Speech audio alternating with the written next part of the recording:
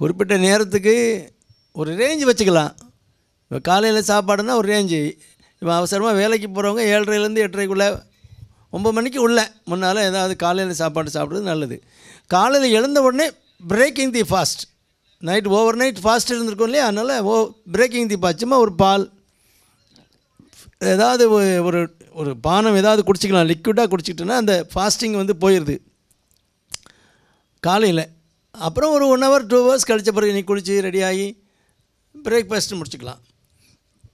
அதை வந்து பொதுவாக 9 மணிக்கு முன்னால் வச்சுட்டா நல்லது பிரேக்ஃபாஸ்ட்டு. மத்தியானம் வந்து இந்த 9 மணிக்கு சாப்பிடணும் இல்லையா, பிறகு டயபெட்டிஸ் உள்ளவங்க இன்டர்வல் மீல் ஒன்று எடுத்துக்கலாம் 11 மணிக்கு போல். பசிக்குதோ பசிக்கலையே கொஞ்ச நேரத்தில் பசிச்சிடும் முடியும், அப்போ லோ சுகர் ஆக வாய்ப்பு இருக்குது. அதனால் ஒரு 11 மணிக்கு போல் காலையில் 9 மணிக்கு சாப்பிட்டோன்னா ஒரு 2 மணி நேரம் கழித்து ஏதாவது லைட்டாக ஒரு சின்ன டயட் எடுத்துக்கலாம். ஃப்ரூட்ஸு ஏதாவது ஒரு இளநீ அப்படி எடுத்துக்கலாம். பிறகு 1 மணி 2 மணிக்கு உள்ள மத்தியான சாப்பாடு சாப்பிடணும். மத்தியான சாப்பாடு 3 மணி 4 மணிக்கு சாப்பிடக்கூடாது, அசிடிட்டி ஆகிரும். வயிற்றில் ஆசிட் அதிகமாக செக்ரேட் ஆகி அது ஒரு ஹங்கர் கன்ட்ராக்ஷன் வந்துடும்.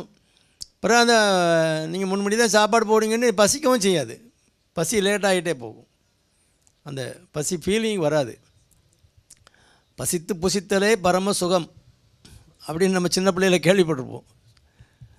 வள்ளுவரே என்ன சொல்கிறாரு, பசிச்சா சாப்பிடுங்கிறாரு.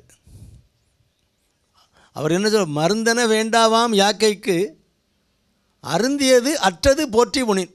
நீ சாப்பிட்டது செமிச்சிட்டானே பார்த்து தின்னல, உனக்கு நோயே கிடையாது, உனக்கு மருந்தே கிடையாது. சாப்பிட்டது அற்றது போற்றி உணின். அருந்தியது அற்றது போற்றி உணின்னா, அருந்தியதுன்னா சாப்பிட்டது, அற்றதுன்னா செமிச்சிட்டு அப்படின்னு போற்றி உணின். அதை பார்த்துட்டு நீ சாப்பிட்டேன்னா உனக்கு மருந்தே வேண்டாங்க. மருந்தென வேண்டாவாம் யாக்கைக்கு அருந்தியது அற்றது போற்றி உணின்.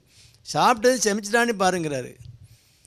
என்ன இருந்தாலும் நம்ம வேலை பலன்னு ஒன்று இருக்குது, நம்ம ரெகுலர் டியூட்டி பண்ணுறோம், அது ரெகுலர் டயட்டுனா அந்த ரெகுலர் டியூட்டி டைமுக்குள்ளே வச்சுக்கிட்டது நல்லது.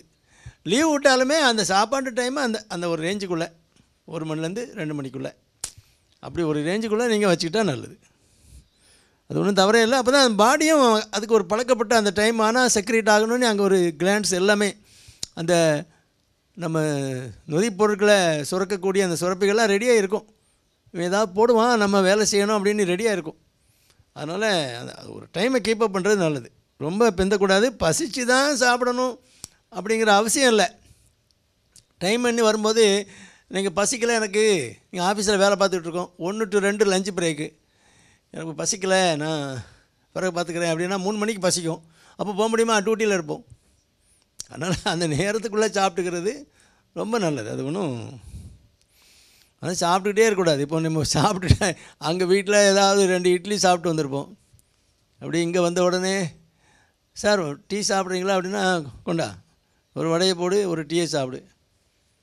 பிறகு கொஞ்சம் கழித்து ஏதாவது ஃப்ரெண்ட்ஸ் வந்தாங்கன்னா திரும்பவும் சார் ஒரு ஜூஸ் இருக்குது சார் குடிச்சிடுறீங்களா, நம்ம ஜூஸ் வாங்கிட்டு வச்சிருமா, அவர் ஜூஸ் தான் குடிப்பார், சரி கொண்டா அதையும் ஊற்றி, அப்படியே போட்டுக்கிட்டே இருக்கக்கூடாது.